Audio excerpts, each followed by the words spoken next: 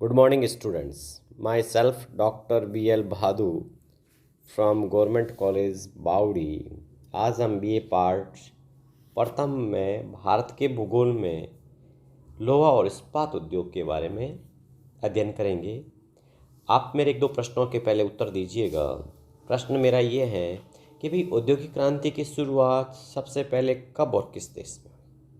तो देखिए, औद्योगिक क्रांति की शुरुआत 1750 ईस्वी में इंग्लैंड में हुई। ओके, अब आप ये बताइएगा कि भारत के पहले केंद्रीय उद्योग मंत्री कौन थे भैया? तो ये थे श्यामा प्रसाद मुखर्जी। ओके, अब आप बताइएगा कि किस उद्योग को आधारभूत उद्योग कहते हैं? तो हम लौह इस्पात उद्योग को आधारभूत उद्योग कहा जाता है। इसे आधारभूत उद्योग क्यों कहते हैं? क्योंकि ये अन्य उद्योगों जैसे मशीन और औजार उद्योग आदि को कच्चा माल प्रदान करता है। ओके, इसे भारी उद्योग क्यों कहते हैं? क्योंकि इसमें बड़ी मात्रा में भारी कच्चा माल उपयोग में लाया जाता है एवं उसके उत्पाद भी भारी होते हैं। ओके, पिघला हुआ लोहा बाहर निकलकर जब ठंडा हो जाता है तो उसे कच्चा लोहा कहते हैं। ठीक है, इसी कच्चे लोहे में इस्पात मिलाकर इस्पात बनाया जाता है, स्टील बनाया जाता है। ओके, भारत के प्रमुख इस्पात उत्पादक केंद्र पश्चिम बंगाल, झारखंड, उड़ीसा और छत्तीसगढ़ में है। ठीक है, इसके अतिरिक्त भद्रावती और विजयनगर, विशाखापट्टनम और सलेम अन्य महत्वपूर्ण इस्पात केंद्र हैं। ओके, इस्पात का सबसे बड़ा उत्पादक व सर्वाधिक खपत वाला देश कौन सा है बताइए? चीन। ओके, अच्छा, अब आप बताइए लौह इस्पात उद्योग के लिए कच्चा माल क्या होता है? एक आध चीज़ बताइए, जैसे कच्चे माल के रूप में हम इसको काम में लेते हैं। तो देखिए, लौह इस्पात उद्योग के लिए लौह आवश्यक यानी आयरन और तथा कोकिंग कोयला, इसके अतिरिक्त चूना पत्थर, डोलोमाइट, मैग्नीज, फायर क्ले आदि कच्चे माल की आवश्यकता होती है। ओके, इसका क्या अनुपात होता है? देखिए, इस उद्योग के लिए लोअर्स कोकिंग कोयला और चूना पत्थर का अनुपात 4:2:1 का है। लोअर्स का कितना है? 4 अनुपात, है ना। कोकिंग कोयले का 2 और चूना का 1, यानी 4:2:1 का होता है।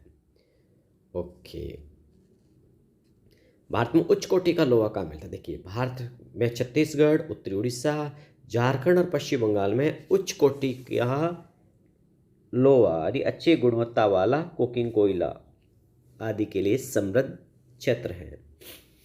ओके, सार्वजनिक क्षेत्र में के लगभग जो इस्पात की स्टील फैक्ट्रियाँ हैं वो किसके माध्यम से बेची जाती, खरीदी जाती? सेल के माध्यम से।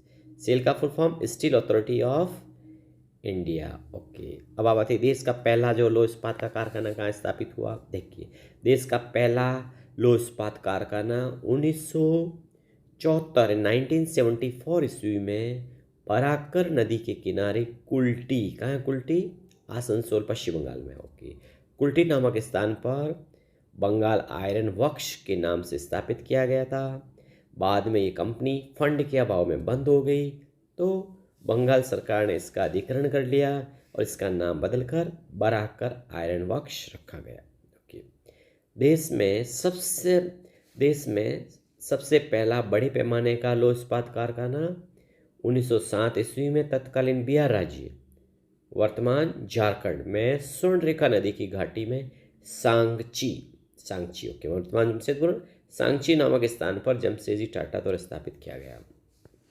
ओके, भारत विश्व का एक महत्वपूर्ण लौह इस्पात उत्पादक देश होते हुए भी संभावनाओं का पूर्ण विकास नहीं कर पाया। क्यों? क्योंकि इसके निम्न कारण है। कौन से कारण हो सकते हैं? देखिए, तो उच्च लागत तथा कोकिंग कोयले की सीमित उपलब्धता, ठीक है, कम श्रमिक उत्पादकता, ओके, ऊर्जा की अनियमितता और अविकसित अवसंरचना आदि के कारण ऐसा हुआ है। ठीक है,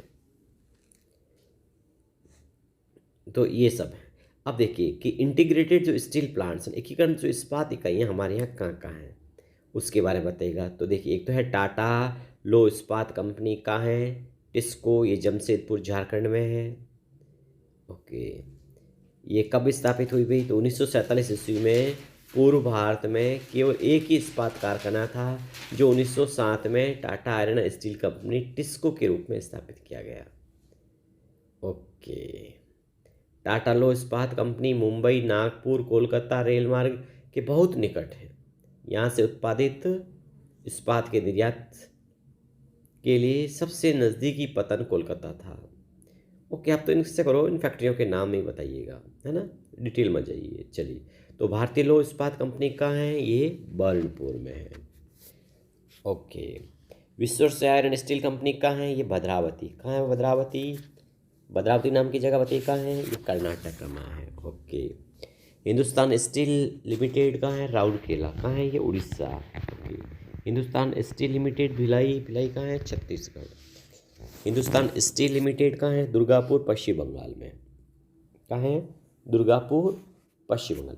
आप एक काम कीजिएगा कि भाई भारत के जो प्रमुख इस्पात के कारखाने हैं, ये जो कारखाने हैं उनको कच्चा माल कहाँ से मिलता है ये बता दीजिए। जैसे जमशेदपुर जो निजी क्षेत्र में है, टाटा आयरन का कारखाना है, तो इसके लिए कच्चा माल कहाँ से मिलता है। जमशेदपुर को लोहा कहाँ से मिलता है, तो उड़ीसा की गुरु महिषानी और मयूरभंज की नाओमुंडी खानों से मिलता है। ओके, जमशेदपुर में कोयला है वो जरिया की खानों से मिलता है, जरिया। और चूना पत्थर है वो बिहार उड़ीसा के खानों से। और जमशेदपुर को जल प्राप्ति कहाँ से होती है, स्वर्णरेखा और खारकई नदी से। ओके, अब आप बताइए बर्नपुर जो कारखाना है उसको लोहा कहाँ से मिलता है, तो इसको लोहा मिलता है छोटा नागपुर पटार से और उड़ीसा के क्योंझर से। ओके, बर्नपुर को कोयला कहाँ से मिलता है, तो ये जरिया और रानीगंज की खानों से मिलता है। ओके, बर्नपुर को चूना पत्थर की प्राप्ति कहाँ से होती है, तो उड़ीसा की खानों से, स्पेशली वीरमित्रपुर से। अच्छा, बर्नपुर को जल की प्राप्ति कहाँ से होती है, तो दामोदर और बराकर नदियों से होती है। कौन सी, दामोदर और बराकर नदी। ओके, इसी प्रकार हम बात करते हैं भद्रावती जो कर्नाटक में है ना, छोटा उत्पादक है। तो इसके लिए लोहा कहाँ से मिलता है, बाबा बुदन पहाड़ी से, ये भी कर्नाटक, बाबा बुदन। कोयला वनों की लकड़ी यानी कास्ट कोयले से तथा पश्चिमी घाट से प्राप्त जल विद्युत से होती है। ओके, भद्रावती को चूना पत्थर कहाँ से मिलता है, गंटूर से मिलता है। भद्रावती को जल भद्रात नदी से मिलता है। ओके, इसी तरह से जो दुर्गापुर कारखाना है उसको लोहा कहाँ से मिलता है, छोटा नागपुर पटार और उड़ीसा से। ओके, कोयला कहाँ से मिलता है दुर्गापुर को, बराकर और जरिया क्षेत्रों से। ओके, दुर्गापुर को जल कहाँ से मिलता है, दामोदर नदी से।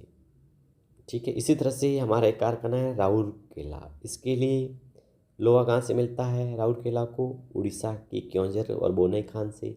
अच्छा, भिलाई को लोहा कहाँ से मिलता है, डल्ली राजरा खान से। ओके, बोकारो को लोहा कहाँ से मिलता है, तो बोकारो को मिलता है उड़ीसा से। और विशाखापट्टनम को कहाँ से मिलता है, बेलाडीला की खानों से। पारादीप को कहाँ से मिलता है, उड़ीसा से बोलता है। ओके, अब आप एक काम कीजिएगा कि हम इन लोहा के जो कारखाना है ना, कुछ कारखाने स्वतंत्रता से पहले स्थापित हुए, कुछ पूर्व। तो आप पहले बताइए कि स्वतंत्रता से पूर्व जो स्थापित जो है लोहे के कारखाने कौन से, और उनकी कोई स्पेशल विशेषता हो तो बता दीजिए। तो स्वतंत्रता से पूर्व जो है भारत में 5 कारखाने स्थापित हुए हैं, कोल्टी, सांची, हीरापुर, भद्रावती और बर्नपुर।